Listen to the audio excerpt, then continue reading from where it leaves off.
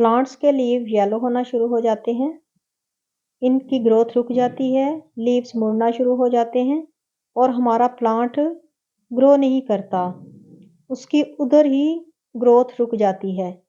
तो समझ लें कि आपके प्लांट को जिंक की कमी है, जो आज हम अपने किचन से इस जिंक की कमी को पूरा करेंगे। अस्सलाम वालेकुम, welcome back to my channel NA gardening. उम्मीद करती हूँ कि आप सब लोग खैरियत से होंगे। तो हमारे प्लांट्स कुल 17 एलिमेंट्स लेते हैं, जिनमें से 6 एलिमेंट्स हमारे प्लांट्स के लिए इंतहाई अहम हैं, जिनमें 3 एलिमेंट्स हमारा प्लांट डायरेक्ट हवा से लेता है, जिसमें ऑक्सीजन, हाइड्रोजन और कार्बन डाइऑक्साइड है, और 3 एलिमेंट्स जो हैं वो हमारा प्लांट मट्टी से लेता है, जिसमें नाइट्रोजन, फास्फोरस और पोटाशियम है। और इसके बाद बारी आती है बाकी एलिमेंट्स की। तो वो एलिमेंट्स हमारे प्लांट्स को बहुत कम चाहिए, मगर चाहिए ज़रूर। अगर उनमें से एक की भी कमी हो जाए हमारे प्लांट्स को, तो हमारे प्लांट अच्छी तरह ग्रो नहीं करते, उनकी ग्रोथ रुक जाती है। जैसे कि जिंक, आज हम जिंक पे बात करेंगे। जिंक की कमी अगर हमारे प्लांट्स में हो जाए, तो हमारे प्लांट्स के लीव्स येलो होना शुरू हो जाते हैं, एंड्स उनके येलो होना शुरू हो जाते हैं और उनकी लाइनें जो हैं वो ग्रीन ही रहती हैं। ये उनकी पहचान है। और लीव्स कर्ल होना शुरू हो जाते हैं और हमारे प्लांट्स की ग्रोथ ना होने के बराबर हो जाती है।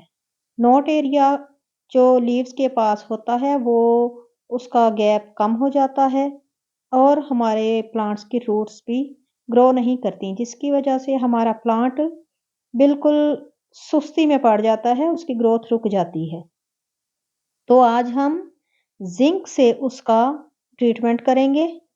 तो जिंक हम मार्केट से भी ले सकते हैं केमिकल की सूरत में, जिंक सल्फेट और जिंक ऑक्साइड, ये हम मार्केट से भी परचेज कर सकते हैं, मगर ये जिंक हमें बहुत महंगा पड़ेगा।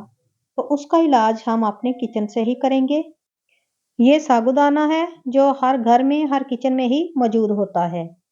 और अगर आपके घर में साबूदाना नहीं है, तो आप मार्केट से भी इसे परचेज कर सकते हैं।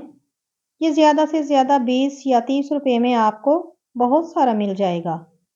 तो इसमें मौजूद जिंक, आयरन और बहुत से एलिमेंट्स होते हैं जो हमारी प्लांट्स की ग्रोथ में मदद देते हैं। तो आज हम बाकी एलिमेंट्स पे तो नहीं, बल्कि सिर्फ जिंक पे बात करेंगे। हमारे प्लांट में जिंक की कमी हो जाती है और हम उसे पूरा नहीं करते। तो जो हमारे प्लांट्स के लीव्स ग्लूकोज बनाते हैं या क्लोरोफिल बनाते हैं, तो वो हमारे प्लांट्स के लीव जो हैं वो अपनी खुराक नहीं बना पाएंगे और अपने प्लांट्स को खुराक ठीक तरह से मुहैया नहीं कर पाएंगे। तो इस तरह जिंक की कमी से हमारे प्लांट्स के लीव्स मुड़ जाएंगे, येलो होना शुरू हो जाएंगे, उनकी स्टेम्स जो हैं वो ग्रोथ से सही तरह से नहीं कर पाएंगी और उनकी रूट्स भी अच्छे से ग्रोथ नहीं कर पाएंगी। तो इस तरह हमारे प्लांट्स की ग्रोथ रुक जाएगी। इसके लिए हम साबूदाना को फर्टिलाइज़र के तौर पर यूज़ करेंगे, जो कि हमारे घरों में मौजूद होता है। ज़ीरो कॉस्ट में हम इस कमी को पूरा करेंगे कि चंद दाने हम हर गमले में डाल देंगे और इसको मिट्टी के नीचे हम दबाएंगे, क्योंकि अगर ये मिट्टी के ऊपर रहा तो फंगस का अटैक हो सकता है, इसलिए हमें इसे मिट्टी के अंदर ही दबाना है।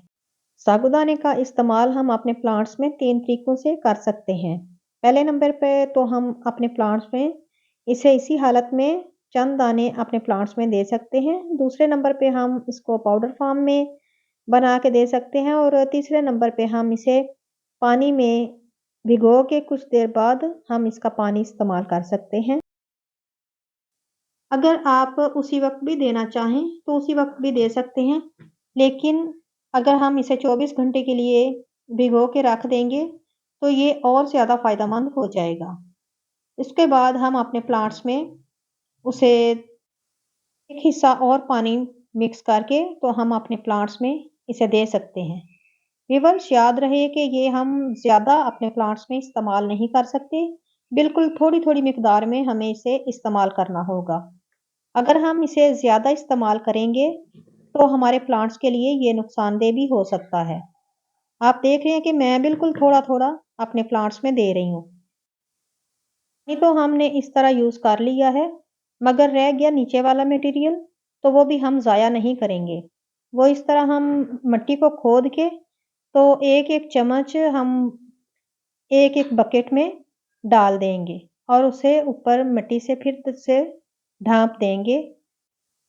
अगर हम इसे ऊपर से इसी तरह खुला छोड़ देंगे, तो व्यूअर्स हमारे प्लांट्स में फंगस का अटैक हो सकता है।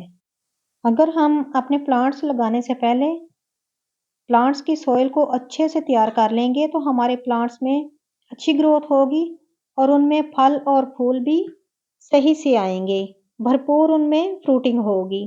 तो इसके लिए सबसे बेस्ट यही है कि हम किचन कंपोस्ट ज़रूर बना के रखें, क्योंकि ये सब्जियों और फलों के छिलकों से ही हम कंपोस्ट जो है वो तैयार करते हैं, तो इसमें बहुत सारे एलिमेंट्स ऐसे होते हैं जो हमारे प्लांट्स की ग्रोथ में अहम किरदार अदा करते हैं। तो व्यूअर्स, हमें हर हफ्ते या 15 दिन के बाद अपने प्लांट्स में किचन कंपोस्ट का इस्तेमाल लाज़मी करना चाहिए। उससे हमारे प्लांट्स की ग्रोथ में और ज़्यादा इज़ाफ़ा हो जाता है और हमारे प्लांट्स बहुत अच्छे से ग्रो करते हैं।